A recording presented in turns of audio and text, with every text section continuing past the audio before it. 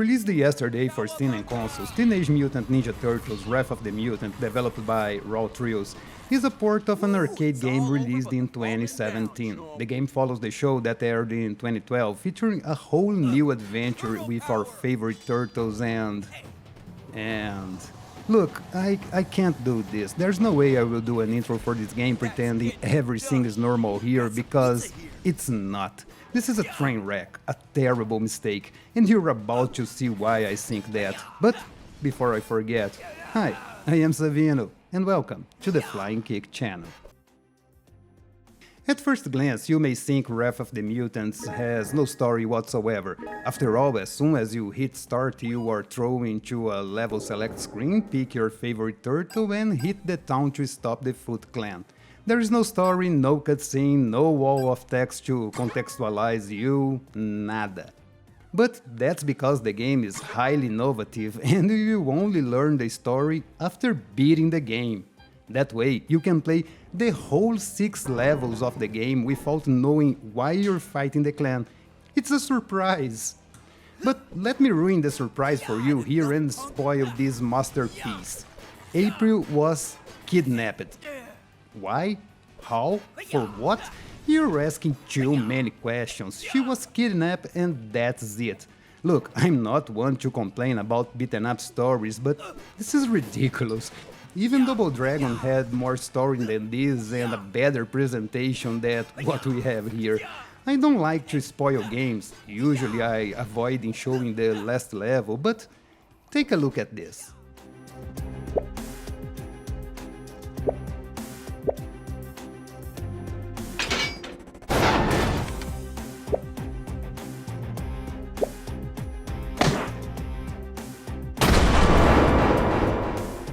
Doesn't it? And that's the level of quality you can expect in this whole game. But sure, not every beaten up needs a good story, and apparently some don't even need one, but you can level the lack of an introduction with some good graphics and using elements of the world as a storytelling device, and yeah, there's nothing like it here. The game looks bad, the scenarios are bland and uninspired, and there's no rhyme or reason for them. You just visit places that the fans will recognize and that's it. Poor textures, repeating assets, and bland backgrounds are what you get here. There's really nothing redeeming in the graphics here, nothing you can look at and say, that looks good. Nope, nothing looks good here. And I wanna add here that I don't like the design of the characters. I know they are from the 2012 show, but they look awful in my opinion. I don't like the skinny Bebop or the Rocksteady made out of tarmac. By the way, since when Rocksteady is Russian? Very sorry, comrades, but you are no match for the Rocksteady. I don't know how many of you are fans of the 2012 show, so don't take it personally, but the designs here are terrible. These long-legged foot soldiers, the weird pizza monsters with their fox-like tails, the fat Krang robot, it's really not for me. Sure, in 2017 the show was in its last season, so for many this is what the turtles look like, but for me, who up until yesterday didn't even know this show was a thing, it was a very shocking experience to see them looking as they do now. The animations are also not great, they are too fast, but not in a good way. You will barely be able to see your moves because of this. Looking here in slow motion to notice how it works, you can see they are, as the rest of the game, not great. That's when they have animation. Some enemies and bosses will sometimes just rotate in their axes without moving their legs. It's awful. What impressed me the most here is that you have some moves from Turtles in Time, like grabbing the enemy and slamming them on the floor, or throwing them on the screen, but for some reason this looks worse than the ones from Turtles in Time on the SNES. I'm not even comparing it to Shredder's Revenge because it's just not fair. And not only that, but the whole presentation is poor. Take a look at the character selection screen. You can see they used some low resolution images here, and this is beyond lazy in my opinion. Yeah, lazy, because there is no way I will believe that they didn't have the material to create higher resolution images to put in here. As I said, awful. When it comes to the sound, well, Scenes are also terrible. Well, not as terrible as the graphics since they had the voice actors from the show here, but the way they use the voices is extremely annoying. The turtles have some lines they speak when using the special, grabbing certain items and fighting goons, but they repeat so much, so often. And there are just a few lines that will repeat a lot, getting pretty annoying after a few times you listen to them. The voices are clear and well recorded, but that means nothing because they will annoy you thanks to the repetition. I like voices in beat'em ups, but you have to know how to use them. If they repeat too much, they start to detract from the experience and become just an annoyance. And these voices will get in the way of the other sound effects. You can barely hear the impact sounds of your weapons thanks to all the ya and hi-ya you will be listening to all the time. The sounds are not bad, and you can hear some metallic sounds when hitting foot soldiers and a more flashy sound when attacking other mutants. At least here they were consistent. And there's the music. At least I think there is. Honestly, to listen to anything, I have to stop in an empty place and raise the volume because it is so low that for a moment I didn't know if there was or wasn't music in the game. You guys know I usually show some tunes from the game in this part, but I will spare you guys from the boredom and skip to the next bit of the review. Okay, bad graphics, terrible animations, awful sound design, but you know, if the gameplay and combat are good, all of this doesn't matter and who I'm trying to fool here? You already saw the gameplay and you can see the combat is terrible, but let's take a look at what you can do here. This is your basic brawler. You have an attack button, a jump and a special. You have your flying kick and you also have a secondary aerial attack by pressing jump twice. The funniest thing is that this move got in my way more than it helped me. This is not the game's fault. The culprit here is my muscle memory from Shredder's Revenge, so I keep pressing jump twice to double jump. You can also unleash a spin move by pressing jump and attack at the same time. That will be your go-to move for most of the game. Why? Let me explain. This game follows the awful formula of Reshell, the 2012 remake of Turtles in Time, where you can attack in 8 directions. This is probably one of the worst things you can do in a beat'em up, because you will be attacked from all directions, and since you don't have a lock-on feature or a dodge, get ready to get hit plenty of times without a chance of escaping. So the only way you have to kill multiple enemies is by using your spin attack, but even so, you will be hit a lot. The game has a lot of ranged enemies who not only don't miss a shot, but also are pretty quick shooting you as soon as they enter the screen.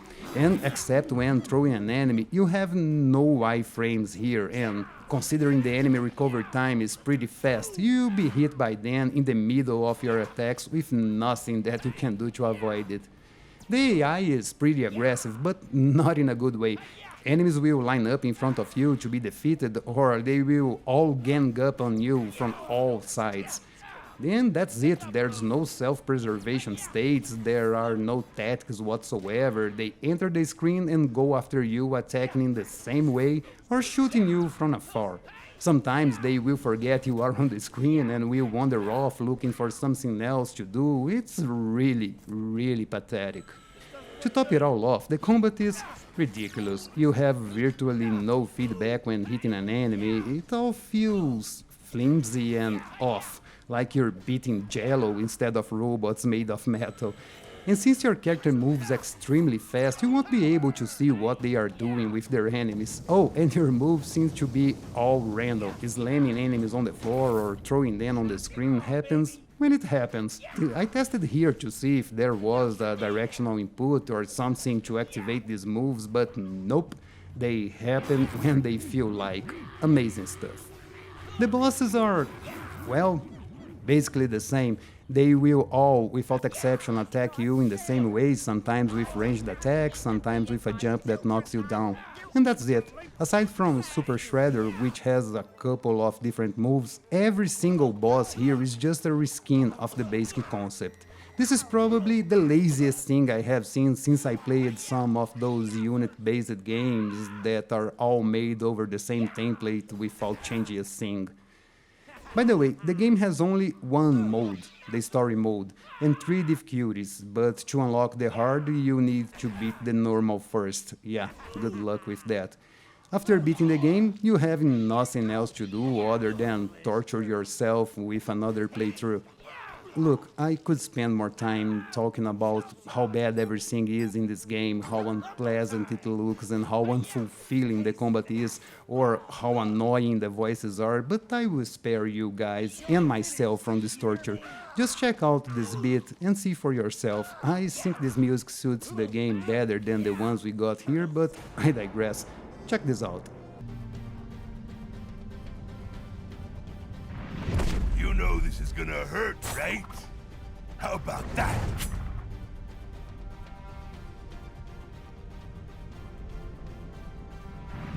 Let's crack some shells. Get out of my way. Teenage Mutant Ninja Turtle is a beloved franchise. I was a fan of the show in the 80s, I watched the first 2 movies at the theaters, and I still think that no movie topped the first one. Tell me in the comments if you agree. And since such cool IP get this type of treatment, pisses me off. This is clearly a cash grab which uses a non-franchise to grab money from unaware people. I think companies like Nickelodeon, Hasbro, Marvel, and others should be more careful about how they land their IPs. There are a ton of good developers who would make something much better, really doing justice to the legacy these IPs have. It is upsetting seeing something from the Turtles and despise it because there is nothing right in here. I know all these companies want is money, but they could at least show a little of respect to their franchises. I played fan games that are infinitely better than this, showing a lot of reverence to the source material, while officially licensed games come out like this. What pisses me off a lot of times is that these same companies love to take down those fun games because they can hurt the IP. No, games like this hurt the IP. This is trash, a quick cash grab to fool unaware consumers who have for the franchise what the IP holders doesn't: love and respect. I will finish here. I don't like making reviews like this, I don't like bashing games, but I can't in good conscience recommend a thing like this to you guys. For $30 you have a plethora of better games to buy. Shredder's Revenge is $25, Turtles Collection is $40, but is often on sale for less than $30, not to mention games from other franchises like Streets of Rage, Fight and Rage, Mayhem Brawler. I mean, there's no shortage of beaten ups for you to choose instead of this pile of flaming garbage. Well, that's it for the video. I hope you guys avoid this game like the plague, or at least if you have to buy it on sale like for $1.99 or less. I'll be back pretty soon talking about an upcoming game that I'm testing right now, but until then, I hope you all have an awesome day, and remember, keep it up.